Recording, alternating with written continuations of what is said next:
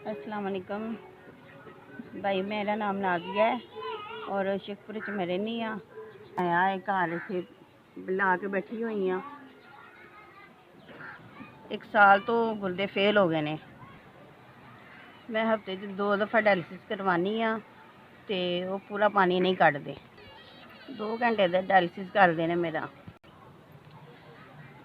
2 kilo पानी कढ़दे ने, बाकी पानी मेरे जिस्म च ही रहिंदा है ते मैनू बड़ी तकलीफ करदा पाए ने। मैनू तीसरे डायलिसिस की ज़रूरत है लेकिन मैं नहीं करवा सकती। मैं बड़ी परेशान हाँ। मेरे को गड्डी का किराया नहीं होंदा तो मैं तीसरा डायलिसिस कित्थों करवाना है।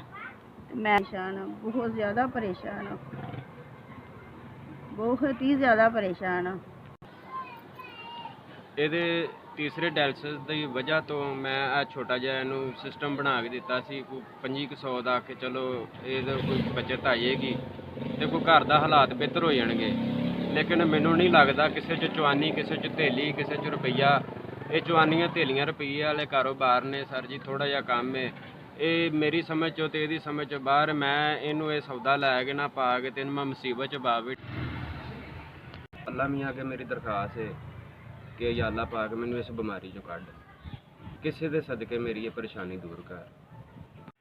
मैनू 5000 रुपया मिल गया वे ते अल्लाह पाक तुहाडी खैर करे, तुहानू रब तंदुरुस्ती देवे।